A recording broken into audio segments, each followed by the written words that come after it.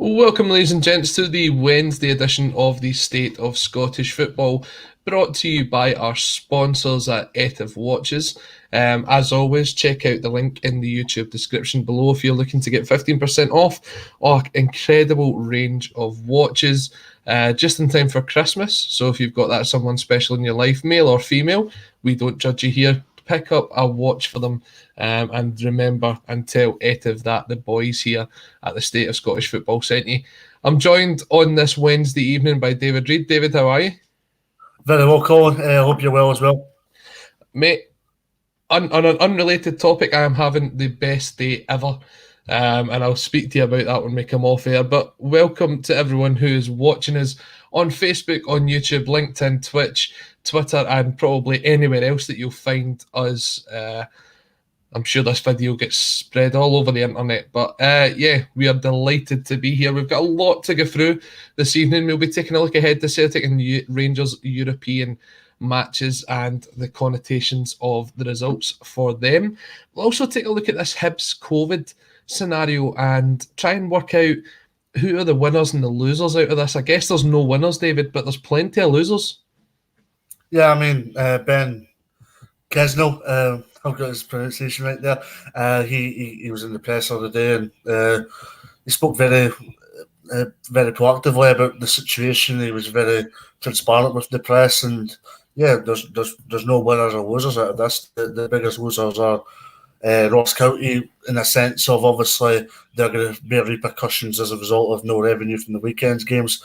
Also, Hibs are going to bear repercussions because they're going to have an intense fixture list probably in December, because after the Aberdeen game last weekend, which feels like an eternity now, the next game for Hibs isn't until that League Cup semi-final against Rangers in November the 21st, so it feels like an eternity. And then Hibs will very likely have 8 or 9 games in December. And December is lengthy and intense as it is, so yeah, very frustrated from all parties concerned. And also from a Hibs perspective, Ben also spoke about the fact that he wasn't happy with things that were getting said in the tabloids on Monday regarding that whistleblower. If he wasn't having a go at the whistleblower, let's add, I think he was more having a go at the tabloid. But that's for them to deal with, not us. We can just get on with our jobs and speak as much accuracy in Scottish football as we possibly can, Colin. Absolutely, Dave. And we'll hear from Ben himself as you have a clip from the Hibs media conference that we'll play very shortly. But first of all, I think it's very apt to take a moment just to reflect on the fact that today was the funeral of Scottish football legend Walter Smith.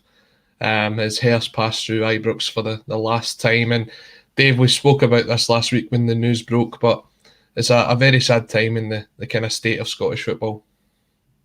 Yeah, absolutely. I mean, it was a sad day last Tuesday when the news broke out, and 1 week on, it will still transcribe into a sad loss, because Walter Smith was a major character in Scottish football, and he did a lot for this game. I mean, he led our national team, not to any major championships, but also he managed Rangers, did very well at Dundee United, came through the Jim McLean old school at Dundee United, worked with Sir Alex, although it was at Man United in England. So he's been there and done it, and he's worked with the best of football that he could work with in football, and that's a big thing for everybody. But also, his Rangers pedigree, Rangers can't be undermined. He did very well at Ibrox and brought numerous success to that club, and also Scotland. He got them competitive again after what happened to Bertie Vogt. So a sad day for the management loyalists, but also a sad day in terms of Scottish football in general.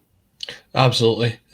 So we are going to start tonight with the discussion on Hibs, but just before we do, some breaking news is reaching us here at the State of Scottish Football. I believe, or we're being led to believe, that Celtic and Kawasaki Frontale have agreed terms for the transfer of Rio Hatate, who is a defensive midfielder, to make the move in January. Dave, it seems as though Ange has gone back to Japan, and it's not the first name to be linked with Celtic in the last couple of weeks. Yeah, I mean, I've just been proactive in his research. I mean, he's wanting players in, and it's out the box players that we're speaking about here, out the box from a Scottish football perspective, because it's players that we don't know a lot about. But when you look at Ange Postecoglou, there's a lot of technology and a lot of information nowadays that you can just go do your homework and go do these things with players. And that's exactly what Ange Postecoglou's done with trying to get players in from the other side of the world, such as what he's doing in Japan. I mean, we can get this over the line. It's a good move for Celtic because Celtic have got a lot of creative, forward-thinking players, but maybe you're a bigger expert in this than I would be, Colin, but probably they miss a defensive midfielder such as what Scott Brown was in the last few years. Maybe you'll miss that type of player just to lead out from the front, so to speak. So if Postecoglou can get this over the line, it'd be a good deal. Yeah, definitely. When you look at it, Callum McGregor has been the man who's been playing that number 6 position for Celtic all season. But we do kind of lack in that area. So bringing someone in, especially someone that Ange has worked with before, and this is coming from the source that originally broke the Kyogo news to Celtic as well. So there is a lot to be believed behind this. I think it's very wise, and it shows that Ange is looking to build a team around players that he knows and trusts. And to be honest, if it's the kind of player that he's looking for, considering that Celtic are still trying to build a squad, then I think it's a great move all round. And I don't imagine the transfer fee will be that expensive either. I think it's a perfect marriage in a sense, Colin. You get a good player that Ange Postecoglou will know a lot about, but it's also a player that not a lot of people up here in this country will know a lot about. You can do all the Y-Scout information, Google information, but the bottom line is that we won't be able to see the true depths and qualities of this player until he's actually stepped in a Scottish turf. And there's a lot of heavy parks in Scotland, but there's also a lot of fantastic parks in this country as well. So you have the perfect opportunity to sling the ball around the parks like a bowling green. But I also think that Ange's transition is not the right word at Celtic Football Club. Let's put that straight and forward, first and foremost. But also, I do feel that he still has a wee bit of rebuilding to do, Ange Postecoglou, because he's starting to build the box, but the box could go higher, and I think we're already seeing that. Saturday was a major blip for Celtic. Drawing 0-0 is a massive frustration for Celtic. But if you can go and respond by winning in Hungary tomorrow night and then go to win Dens on Sunday, I'm pretty sure Saturday, to an extent, it will slowly but surely be forgotten about. Yeah, so just that breaking news that's kind of reaching us is Celtic and Kawasaki Frontale look to be in negotiations over the transfer of Ryo Hatate, who's a 23-year-old Japanese defensive midfielder on the move, maybe to Celtic, maybe perhaps joining Daisen Maeda later on in January. Let's get back to Hibs though, and this current COVID situation that's going on. And Strangelove the doctor comes in here to ask the question: how come Hibs are allowed to postpone games when Celtic were forced to play last season?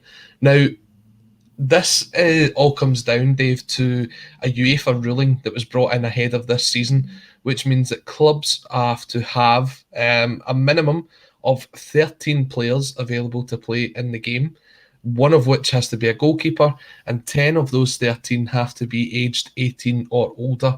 Hibs came out today and says that basically they've got 8 first-team players that have tested positive for COVID. They have 7 development players that have tested positive, and they have an injury list of 8 players who would be unavailable, which means in total they would be missing 23 players out of their potential squad, leaving them, as they say, with only 8 available players, which means they've been able to call off the games against Ross County and against Livingston. First of all, David, you were in the press conference with Hibs today. It just seems as if they've had a complete nightmare here. Yeah, and before everybody answers Colin's question, they only have 8 players over the age of 18 years old. I'm pretty sure if they had more than that, they could be able to play the game. But massive frustration from a Hibernian point of view. I mean, I mentioned to Craig Leach last night that it's an opportunity for reflection for Hibs because they'll have a lot of time without a game. But also, there's the other side to this to suggest that Hibs have had a bit of a predicament of late, and they'll be wanting to use this period such as tonight against Ross County and Saturday against Livingston as an opportunity to go and proclaim their season back on track. So it's a wee pun there with proclaim, obviously proclaimers, but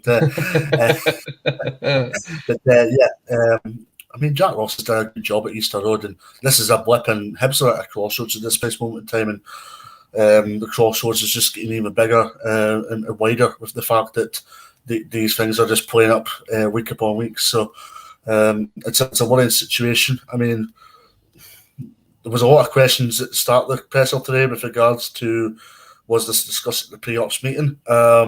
This wasn't even in the pipeline in the pre-ops meeting that was taking place between the two clubs last week. Mm-hmm. It was when they got to the hotel on the Friday evening, little wee bits and bobs started to appear, and then Saturday morning was when the real traumatization started to click in. Yeah, because there's been allegations, and I think we have to say allegations at the moment, of misbehaviour within the Hibernian camp at their Inverness hotel on Friday night. A whistleblower actually reached out to the Daily Record, who was also staying in the same hotel, and made allegations that the Hibs players were not following the COVID guidelines. They weren't wearing masks, they weren't staying their distance apart, although that's not necessarily a thing. I think it is within the SPFL guidelines at the moment. And he was appalled at the behaviour. And, do you know, this is where I'm a bit sceptical around this, because the quote that he came away with is, it's just like footballers don't believe the rules apply to them. And I hear that time and time again off of people, and I just think you're either jealous of the footballers to begin with, or you're not a football person, and that's just the way it is. But getting back to the sort of the nitty-gritty of this, if they aren't following the guidelines, they're leaving themselves open to an SPFL investigation, David. Yeah, 100%. And Ben was kind of conscious of that. He spoke to us this afternoon, but also you Celtic fans will enjoy what he said here. It was pretty much like the report was done by a newspaper on the Blues side of Glasgow, so he got a wee dig in there. Let's put it that way. I didn't think that there was that much animosity between Hibs and the blue side of Glasgow, as Ben puts it. But yeah, interested to hear that. Now, see, when you look at it, and we're going to play the clip from Ben in a second, but Hibs obviously left with only 8 players over the age of 18 available to play in that game. Now, people would just turn around and say, just play it anyway. They've now forced Ross County to miss out twice, and we'll look at how much Ross County would have missed out on. But we are in this stage of everyone's starting to get back to a bit of normality. If this was in the Premier Sports Cup, then Hibs would have lost the game. The game would have been postponed. It's the league rules that are slightly different, which allows the fact that this game can be pushed out. But you've got to think that, first of all, there should be some sort of compensation package put to Ross County for this, because that's not once but twice they've had to reschedule this game. And you could probably go through the costs of how much that's going to be. That's a 3 o'clock kickoff on a Saturday that becomes a 7:45 kickoff on a Wednesday night. And you know yourself, the crowds on a Wednesday night are just not as high as what they would be on a Saturday. So that, first of all, is a cost that Ross County are going to be hit with. Yeah, 100%. And there's a lot of things such as stewarding, hospitality. Referees, I don't think would be accustomed into this plan, but there will be other things such as pie helpers, paying the overall volunteers. But I think fair play to Ross County. I read that before we actually came on that Ross County donated their hospitality food to a local charity. So yeah, fair play to Ross County for that. So, but yeah, that doesn't defend anything. I mean, Hibs. I was actually tempted to ask a question to Ben today, but I got cut off by Adam, the press officer at the club. But I was going to ask the questions: what priority was given to the fans here? Because if you're going to look at it from an outset, a general point of view, Colin, I don't think any priority was given to the fans at all. I mean, announcement came out at 11:45 on Saturday. Marky Mackay said in the BBC yesterday that they were told at 11 o'clock. So my question is, why is there a 45-minute wait to tell the supporters, either Ross County or Hibs, that this game is going off, when probably 50% of the Hibs fans are indeed in Dingwall at a precise moment in time? But also, yeah, major repercussions for Ross County Football Club, because they've organised everything that goes into staging a game, and for that to just be cut off at the last minute, it's huge frustration for Ross County Football Club. Well, instead of hearing what we've got to say about it, let's listen to what Hibs had to say earlier on. Dave was at the press conference, and we'll play you a clip from that just now.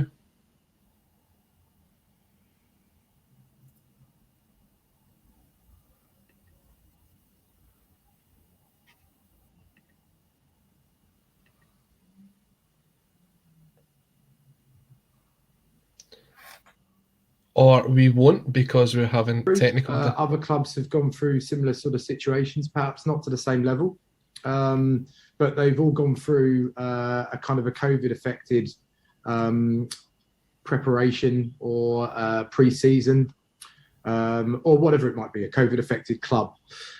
I think from our perspective, when something like this happens, you have to really look under every single stone and understand what perhaps we as a club could have done better.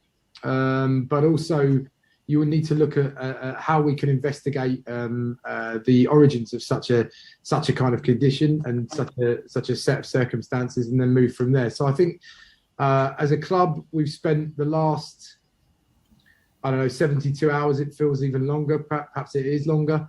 We've been working through a lot of different things, and yeah, we're in a pretty bad way from a kind of football club perspective. Numbers wise, I won't go into any kind of personal details because that wouldn't be appropriate. We have effectively out of the fit kind of registered players that we would need to have first team wise over the age of 18, we have 8 that are available. So ultimately what it means is that 8 of our players receive positive PCR tests.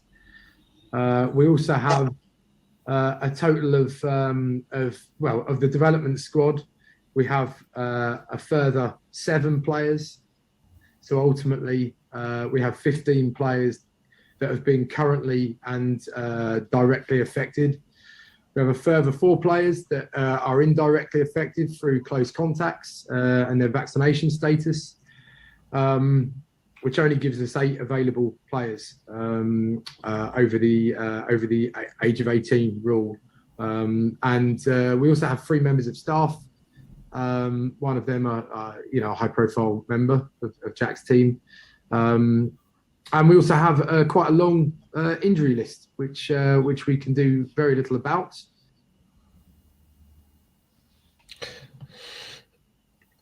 So, I mean, it's interesting that they speak about having to find out the origins of where this came from, because as far as I'm aware, they had to close down the training camp for a full clean. I don't know what the appropriate term or the medical term would be here, but basically, Hibs training camp's currently closed down. Yeah, Ben gave clarity in that it's the inside that's closed down. I'm led to believe the youth academy are still going to be playing games at the Hibernian Training Centre. So for anybody, I know this is irrelevant to a lot of people that are tuning in this evening, but a lot of the outdoor pitches will still be available for all the youth academy games. So that's a minor bonus, but apart from that, major repercussions for Hibs, because I mean they'll have to go and train probably in Zoom, which was a lockdown procedure, but it looks as though that'll be a foregone conclusion again for Hibernian. Yeah, and you've seen how Zoom meetings go. Zoom training, if anyone's seen the Spurs documentary, I don't imagine that within the Spurs training camp Jack Ross has got a training wall like the way that Jose Mourinho had. That was next level. I don't think there's quite the money in Scottish football for that. But look, I guess as Ben was saying there, that he can't really go into the details. But one thing that has come out of it, though, is that Kevin Nisbet will be joining up with the Scotland squad. So we can confirm that he's not one of the players that are involved. And you would have to guess that the 4 others that have been deemed close contacts, they would have to go down as players that are not double vaccinated, Dave. Yeah, Martin Boyle, there's conversations taking place through Hibs and Australian FA at this precise moment in time. Nisbet, the question was asked. It seems that there's no issues. It wasn't something that Ben was disclosing outright, but he hinted that Nisbet wasn't one of those that were affected. So if that's the case, positive views for Scotland and indeed for Kevin Nisbet's point of view as well. And I'm led to believe Josh Doig isn't one of the affected either, so that'll boost him in Scotland under 21. So as far as the international players are concerned, it's probably a more positive picture. Yeah, so I mean, good news for Scotland in that sense. Obviously, we wish all the players at Hibs all the best in the recovery. Looking at it for the timescale as it stands currently, I believe it's 10 days isolation from the date of the positive test, which takes them to the 11th of November, which would suggest that the games that weekend should go ahead as scheduled. I can't see any reason unless anything else comes out of that since. But Hibs do believe that they have got the situation under control. Now, Ross County, they have been told that they will have to apply to the SPFL for compensation in this instance, Dave. And I added it up. So there was 1,400 away fans, roughly at £25 a ticket. That's 35 grand. Their hospitality is about £100, and if they've got even 250 people there, you're talking somewhere in the region of 25 grand. And then stewarding, etc. I reckon if you take the sort of an average cost, this is probably going to cost Ross County somewhere in the region of £40,000 to £60,000. Yeah. That's a lot of money for a Scottish Premiership club, Colin. I mean, that's probably, from an Old Firm perspective, Glasgow 2, beg your pardon, it's probably two players' wages per week if you're looking at it from a Glasgow 2 perspective. But for a club such as Ross County, it's easy to find money in a way, so it is huge. And if this game gets played on a Wednesday night, they won't earn near enough the same revenue because one, people don't want to go out on Wednesday night unless it's maybe at Christmas time, and all of the Christmas games will be scheduled in full by now. And also, in terms of getting supporters up from Edinburgh to Dingwall, it'll be a struggle to try and get Hibs fans back up to Ross County as well. It would be a struggle getting them up to go up to Dingwall tonight, and I can't really understand why they wanted to get if the Hibs fans up, but also. The big question would be if this game gets played, whether it's a Saturday or indeed a Wednesday, do they bring up all the Hibs fans up, or all the Hibs fans going to go up on a Wednesday or a Saturday to Dingwall after what happened the last time? God knows. I mean, we're still in the middle of a COVID pandemic. A lot of people have seen profits go by the wayside. So time will tell, I guess. But also, on the other scale, a lot of questions need to be asked still. Now, the SPFL have said that the dates for these games will be confirmed in due course, but I've took a look at the calendar, and some of the potential dates that kind of jump out are November 17th, which is only 4 days before Hibs' semi-final in the Premier Sports Cup against Rangers, and the following Wednesday, November 24th, which would be a couple of days after that. Now, you've got the scenario that if these dates aren't used and Hibs go on and beat Rangers in the Premier Sports semi-final, then that's another game that's got to be rearranged because the game on December 19th, when the final would have to be cancelled and rearranged. This is the exact same scenario that Celtic found themselves in last year, with games being postponed and the postponed games sort of carrying over. I believe the game that was postponed from Celtic versus Kilmarnock when Ball and Golly went on holiday, that wasn't played until the January. So you're talking that Jack Ross, obviously, in this scenario where Hibs are on a bad run, they'll want to get back to playing as soon as possible, but they could find themselves sitting in January, a couple of games still behind, and you'd rather have the points on the table than be trying to catch up. Exactly. Obviously, Ross County is not exactly easy games for Hibs either. I mean, they're not exactly the easiest 3 points you're going to get all season. I mean, Livingston's hard enough at that plastic pitch in the Tony McIlroy era, and Ross County have picked up a bit of form late, and they've obviously got the good win at Dens Park last week, which would have rejuvenated them. So that's where the frustration will be coming from. I don't think the frustration will be coming from the revenue side of things, absolutely. Also, I've got that absolutely word in there because I got called out for it last week, having mentioned it many a time. But also, there's major issues for Ross County just in the sense of they're rejuvenated after that Dens Park win, but also massive frustration in the revenue front as well. So this has come at the wrong time for Malky Mackay's side. Yeah, and all you can hope is that the winter isn't too bad up in the Highlands. Otherwise, this game could be one of those that gets rescheduled several times over. iGolf J Tweetler comes in saying it could be replayed during the international break. I don't think it can, because Hibs would have Martin Boyle, Josh Doy, Kevin Nisbet, and someone else on international duty, and you only have to have 3 on international duty before you can get your game cancelled. Is that right? Yeah. Yes. I'm trying to think who the 4th player would be. It'll come back to me. I'm convinced there'd be 4 on international duty, so unfortunately that wouldn't be the case.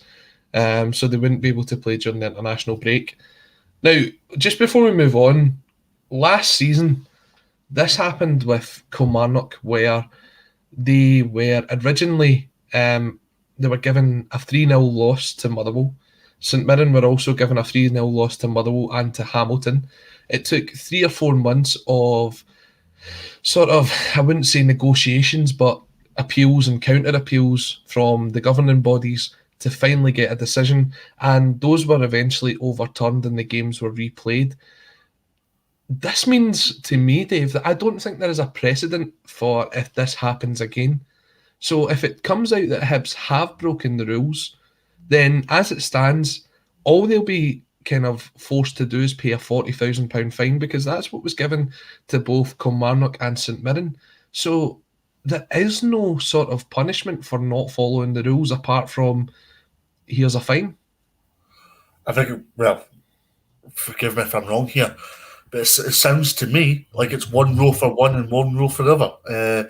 And if that's the case, major frustration from obviously Kilmarnock and St Mirren's front. And I'm pretty sure if this was brought up in front of a judicial inquiry, if that's been a fancy, then I'm pretty sure Kilmarnock and St Mirren would have a point to prove based on what happened with them last season. But also, I also look at this by saying Hibs have obviously produced enough and sufficient paperwork to suggest that yes, indeed, they'll have 8 over 18 players, over the age of 18, of course, but they also have players that, in other words, they're probably scared in case they play the young players and then they go and get beat 5 or 6-0. And it would look bad in Hibs's league table come the end of the season, which I don't agree with, and I don't think it's called for. You and somebody else were calling in the group chat last night saying that Hibs need to be deducted points. Aye, if there's enough evidence, we were speaking about this with Colin Byers as well. If there's enough evidence to suggest this, then yeah, go ahead, because I was being a bit polite when I said that I don't think the points deduction was the right idea. But I haven't thought about inflection. If there's enough evidence to suggest that Hibs were breaking protocols, go ahead. Mm. And I know Craig didn't like that, and I can understand that because it's your own team and you want to back them up at the end of the day. But it'll be interesting to see if anything comes out of a review by the SPFL. As you said, you'd like to think that it isn't one rule for one and one rule for the others. So we'll see how that goes. Just as the international leaders fly out from the COP26 conference, as do Celtic and Rangers on their European adventures. Now, I'm just going to go with this on chronological order because it's the game that kicks off first tomorrow night. Let's take a look at the Brøndby Rangers game. Now, Stephen Gerrard says he's anticipating a world-class atmosphere. Now, if I'm a Rangers fan and I hear that, then I'm thinking they might not providing a world-class atmosphere at Ibrox. But the kind of injury news here is that Ryan Kent could be set to make his comeback. How much have Rangers missed Ryan Kent this season, Dave? Yeah, absolutely. He's been pivotal whenever he played in the early part of the season. He's not exactly that talisman goal scorer you're looking for, but neither is Alfredo Morelos for that precise moment in time. Very true. But also, they've missed a lot of width, Rangers.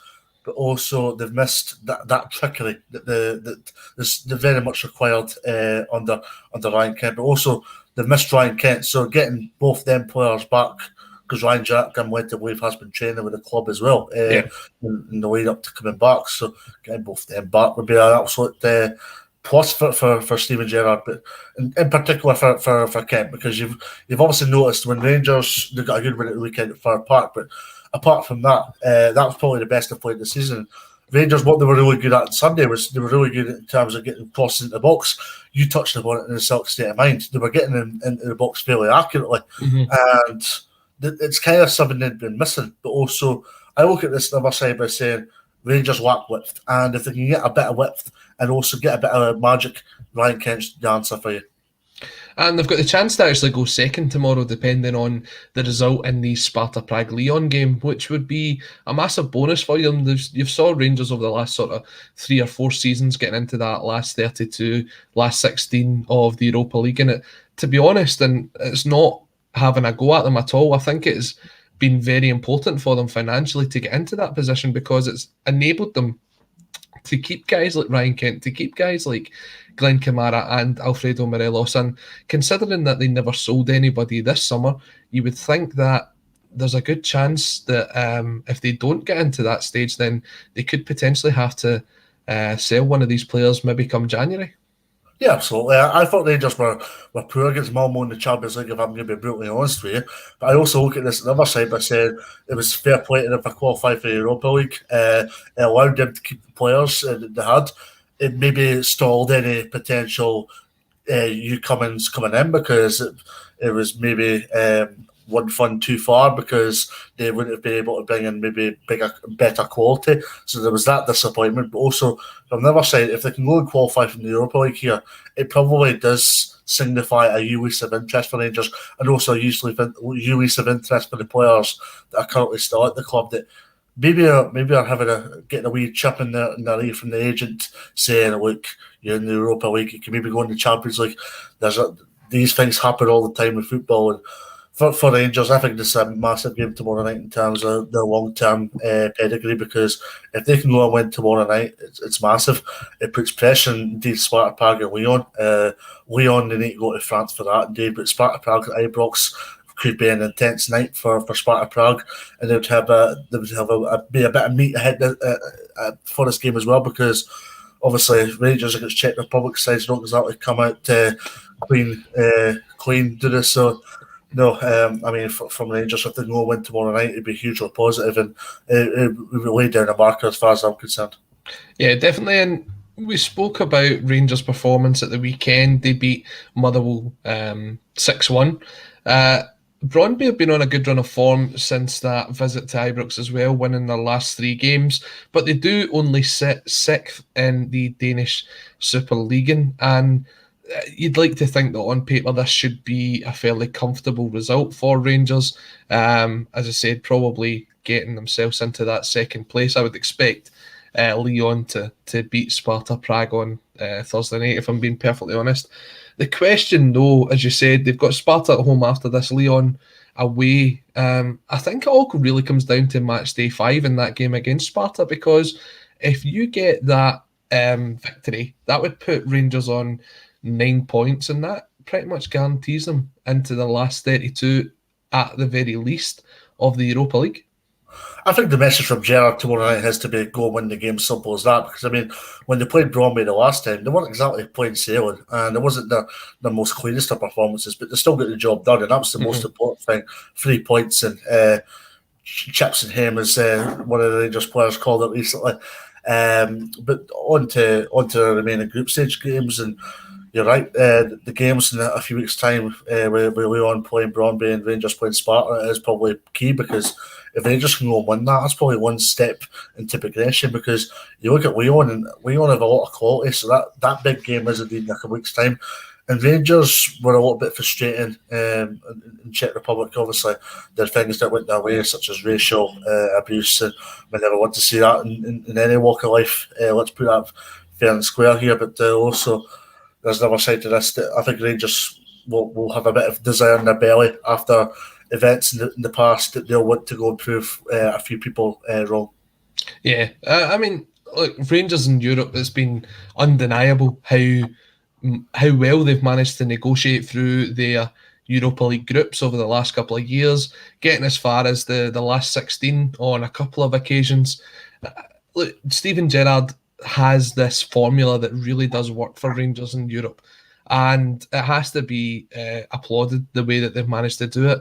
Not only have they kind of helped themselves, but they've helped the country as well. Between them and Celtic, we now find that the coefficient, or FC coefficient as people like to know it, sees Scotland sitting in 9th overall.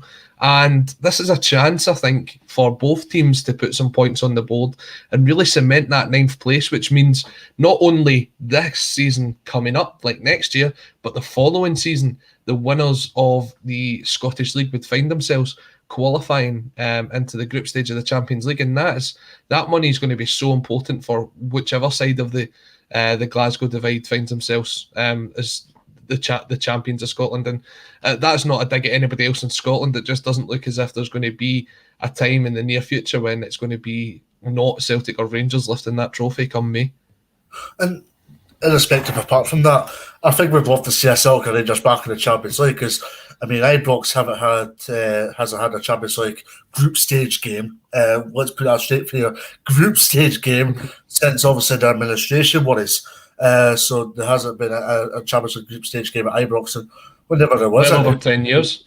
Over 10 years, yeah. The atmosphere was electric whenever there was a Champions League group stage game at Ibrox. And it's the same for Parkhead. I mean, we've seen sides such as AC Milan and Celtic and Barcelona. Sorry, I meant to say Barcelona instead of Celtic there.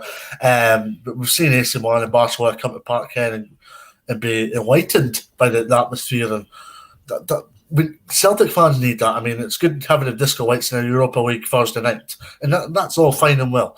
But they need them on a Tuesday and Wednesday night in the Champions League, and that's the bottom line here. If we can start getting a bit of consistency from our clubs, we'll go a long, long way to getting up that coefficient table, but also do very well as Scottish clubs in Europe. Because alternatively, and ultimately, we want our Scottish clubs to be doing well. Yeah, they'll come the weekend and domestically there'll be a divide, there'll be a rivalry, but we need to support our Scottish clubs in Europe. And I'm an Aberdeen fan, and Aberdeen fans don't exactly like Rangers in particular, but I, for one, would be supporting Rangers whenever you're in Europe. I know a few Aberdeen fans will probably would smack me right now, but I'm telling you, that's you kicked out the Aberdeen Supporters Club.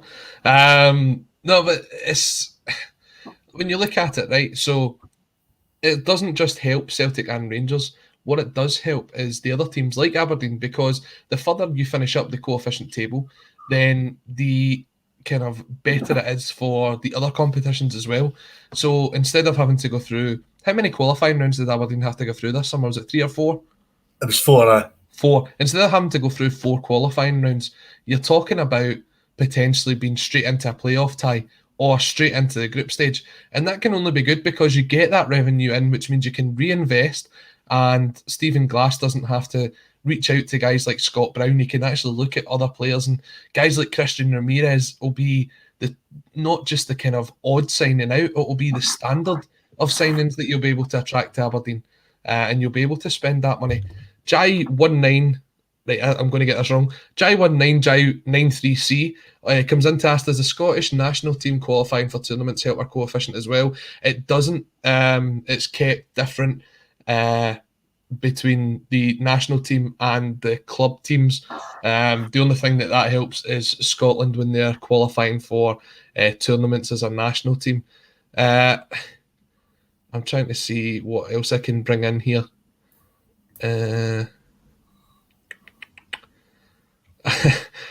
I'll bring this one in from Strangelove the Doctor. It says he wouldn't want Sevco or Rangers to win at Tiddlywinks. That's the kind of thing. That's the way Scottish football is. There is so much of a rivalry that it goes through all the games as well.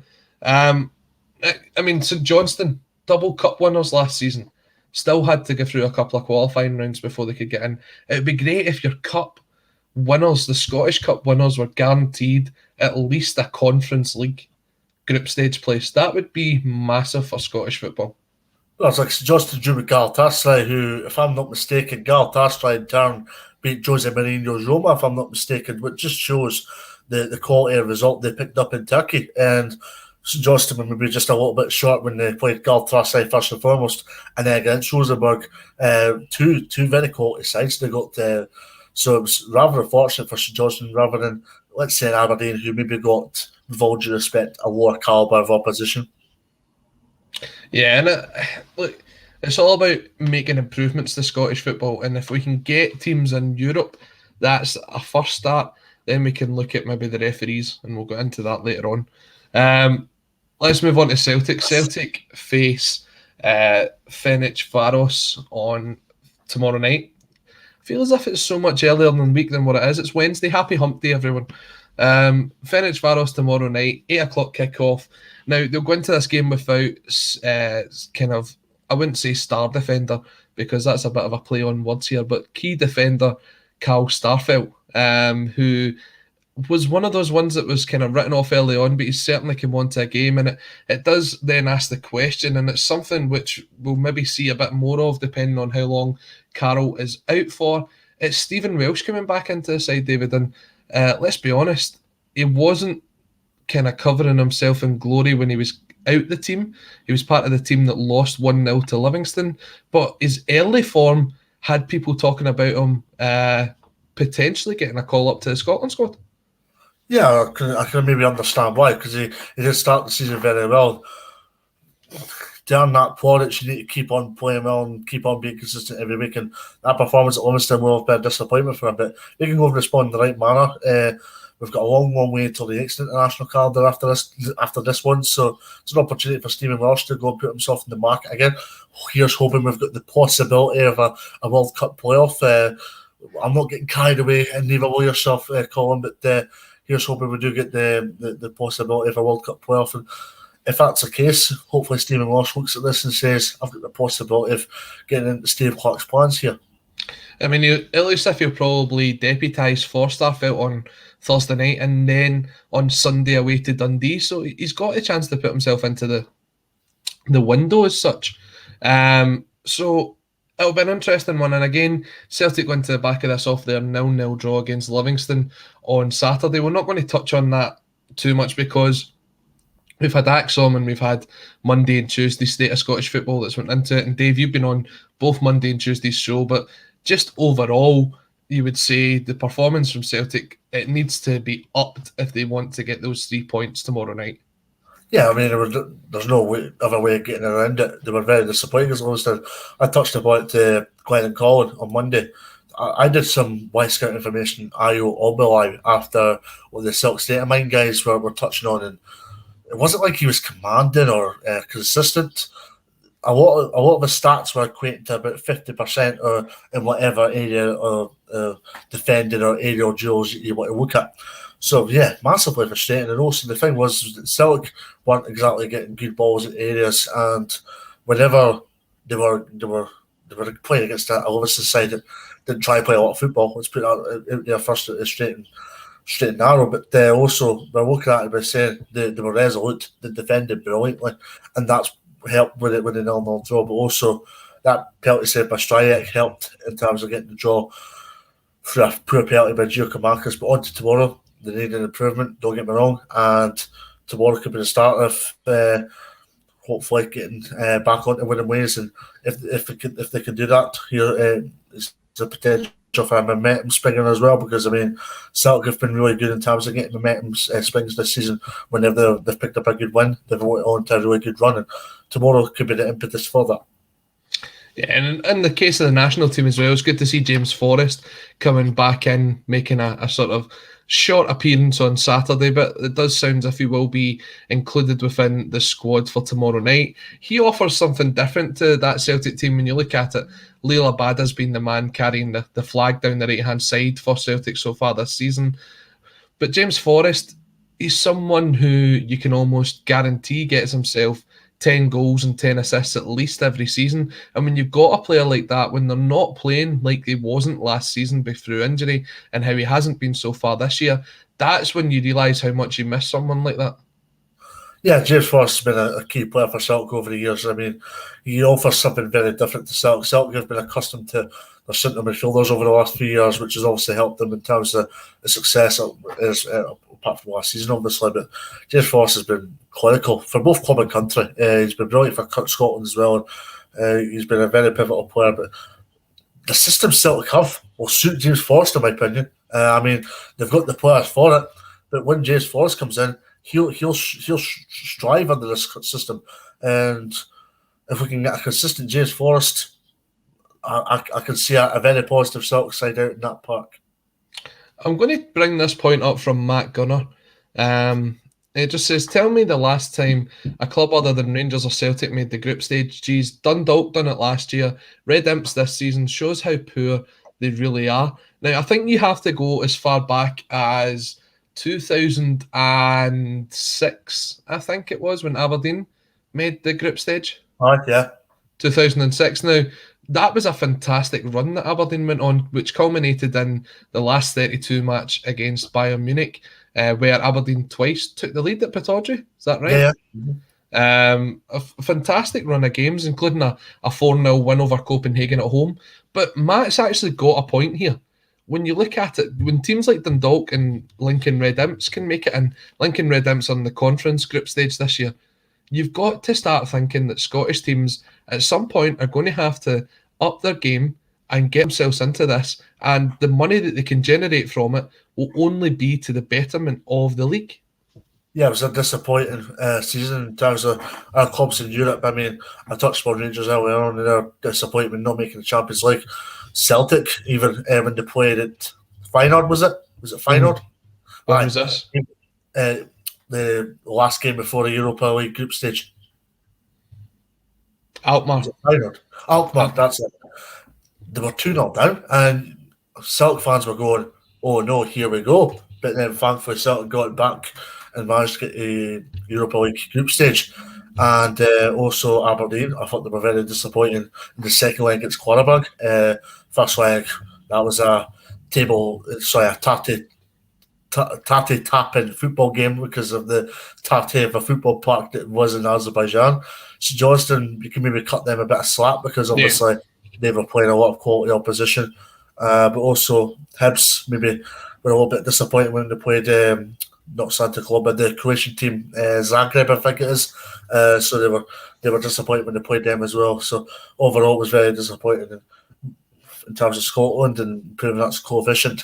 We need to improve it moving forward. And if we can go and improve it next year with even one team progressing beyond their current reach, absolutely brilliant. iGolf J Tweetler comes in to say, remember Celtic and Rangers are both seeded.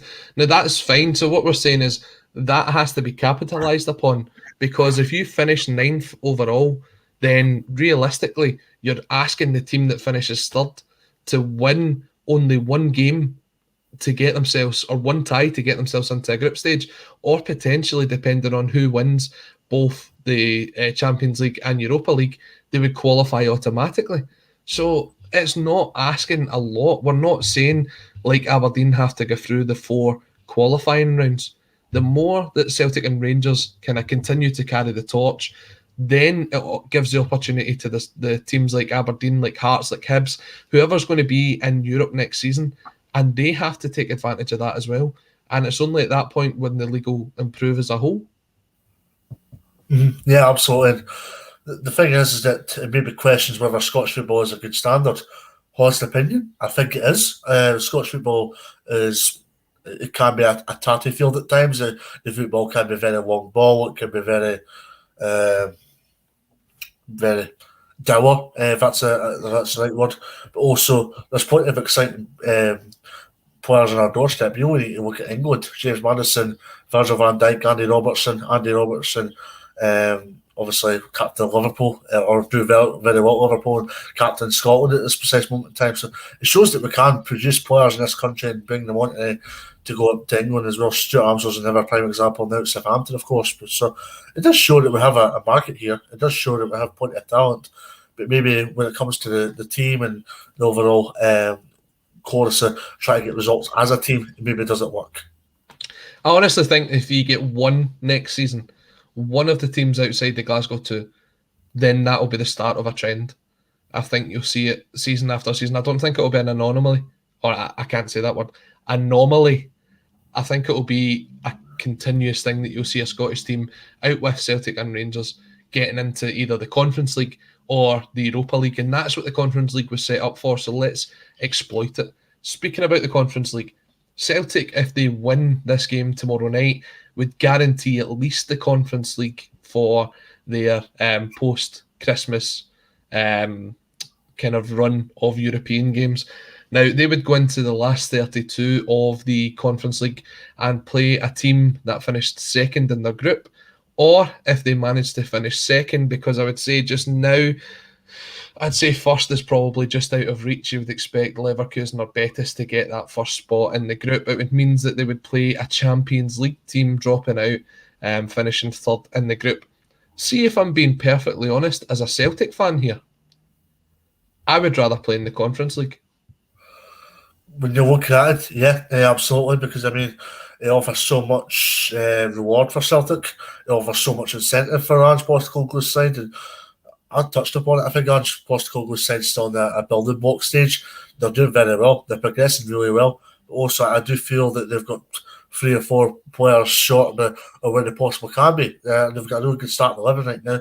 But maybe in terms of strength and depth, they can maybe do a bit more. And if they can get the pieces to the jigsaw puzzle, they'll go a very, very long way. And I wholeheartedly mean that when I say that. But it's all about getting recruitment right, but also going into the Conference League will allow Celtic that opportunity to see how they get on against teams of a, with all due respect, lower calibre. But also there's an incentive there to go and try and win the competition as well. Celtic haven't won a playoff game, like a knockout game in Europe since 2004. That's the kind of situation that we're looking at here. They make the last 16 in the Champions League, they make the last 32 of the Europa League, but they don't get past the first round. You'd like to think that even dropping into that, you'd be able to get a couple of wins, you'd pick up the coefficient points, and it would help you for next season. Daniel Mack comes in with a great point here. Some of these teams' fan bases would grow by a good bit if they qualified year in, year out. All you have to do is take a look at Pittodrie, take a look at McDermott Park, and take a look at Easter Road and the attendances they got for those European games. That attendance at McDermott Park, in particular for the game against Galatasaray, that'll only be matched if Celtic or Rangers are in town. Yeah, and there was a lot of glamour for Aberdeen Quarterback game. There was a lot of fans queuing up at Pittodrie ticket office at the very last minute for a ticket that night, and St Johnstone against Galatasaray was a sellout. I went to believe the game against Rosenborg was close to a sellout as well. So that just goes to show you the glamour and also the desperation behind wanting our clubs to do well in Europe. Not just from obviously a fan base point of view, because obviously it's brilliant, but also on the other side of this, I also look at it by saying, if there's like an Aberdeen or St Johnstone or Hibs in Europe, you'll go and see, you'll often find that there'll be fans of other clubs that'll go and watch these games and pay £25-30 to go and watch a European tie. Obviously disappointment, maybe the wrong club's not involved, but a voluntarily sense in terms of they want to go and support their fellow Scottish sides in Europe, and that has to be applauded. I mean, if they're going doing that, they're absolutely fantastic, and if we can get a side in Europe, I think we'll see a steady progression in terms of sides in Europe from a Scottish point of view, and here's hoping we can go and do that next year. Definitely, and I'd like to see at least one. It'd be good. I mean, St Johnstone were the one this year. They were the underdogs that everyone was backing, considering the draws that they got. So, fingers crossed, when it comes into the start of next season, we'll see one of the other Scottish teams qualify for the group stage. Now, just before we wrap up, we have a couple of minutes to go. I just want to advertise a show that's starting tonight on A State of Mind. It's hosted by Paul John Dykes and Kevin Graham and Russell Boyce, and it is a look back at Oasis's previous albums. I can't remember what it's called. I think it's the Oasis LP show or something like that. But if you're an Oasis fan, check it out. The boys have some great knowledge on that. I'm not an Oasis fan myself, to be honest, but they have had some great hits over the years. You a fan, Dave? Can I just ask, what time is it on tonight, Watty? So that is on at 7:30 tonight. Oh, lovely. Get yourself a beer, lads, then on to the 7:30 show, or indeed ladies for that matter. But before we wrap up, the COP26 conference has, well, the kind of delegates are now leaving, but it does ask the question of where does it leave the game in Scotland? Now, there's all these carbon emission discussions of becoming net carbon zero by 2030, but what does that mean for Scottish football? And when you take a look at it, very few teams, I think, are really on that sort of eco-friendly initiative. The only team I can really think of who have really pushed this and have been pushing it for a number of years, Dave, you've got to go down south and take a look at Forrest Green, who have adopted a fully vegan diet. They've got the solar panels on the roof that helps power the stadium. Do you think that's something that we'll see in Scottish football? Is this? I guess we're going to have to, aren't we? Well, first and foremost, big Oasis fans, I'm looking forward to listening to the lads tonight. On your point, I think Scottish football needs to evolve, if I'm going to be honest with you. We're going to see English football going to be evolving soon, probably, because Forrest Green Rovers have already taken the lead in that regard with regards to their vegan club. They're probably the greenest. They are the greenest club in England. They're vegan. A lot of the food's vegan. And I'm actually surprised that Regan Hendry is doing very well for himself. Obviously, a player here having played for Raith Rovers last season, so I'm surprised he's doing well for himself. But also, I think we need to help ourselves. Obviously, Hibs kind of led that way in terms of being Scotland's greenest club, but they haven't really advertised anything such as be vegan or any of the everyday requirements that comes with being the greenest club in that specific country. So can we do more? 100%. I'm not trying to suggest for 1 minute that every single one of you viewers should become vegan in 5 minutes' time, but all I'm suggesting is we do need to improve, and the game's evolving. When the game's not switched back 20 years, if we did have a timer bomb, I'd love to go back 20 years just to watch Henrik Larsson, because I never got to see the days of Henrik Larsson calling the acclaimed position of doing so. The legend that is over my shoulder. No, I was very lucky to be part of that. Fan base that got to see Henrik play. No, I mean, I think there's probably some simple steps that they can take a look at, like installing solar panels on stadium roofs, kind of looking at ways to reduce water wastage and stuff like that. But I mean, your typical Scottish football fan isn't going to rock up and ask for a bean burger or a vegan pie.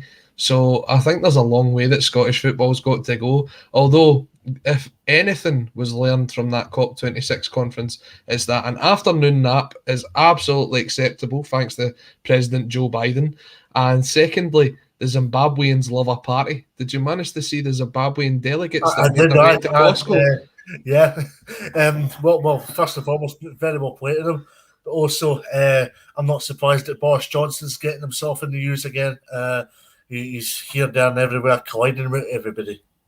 Well, that just kind of sums Boris Johnson up. We'll not go in too much into the politics.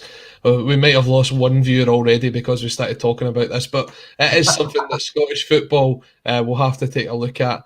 And if you are interested more in the COP26 stuff, then check out the State of Politics show hosted by Declan McConville. Don't try to be Wolf, the CNN reporter that goes to Edinburgh. Well, you could make a number of jokes about how silly that was considering he's American, but that's for another show and another night. Check out the State of Politics hosted by Declan McConville and Patrick McGilp on the channel. From us, all we can say is all the best to both Scottish teams tomorrow night in Europe. Dave, you won't be on tomorrow night. You're getting a bit of a time off. You've been on this full-time State of Scottish football schedule.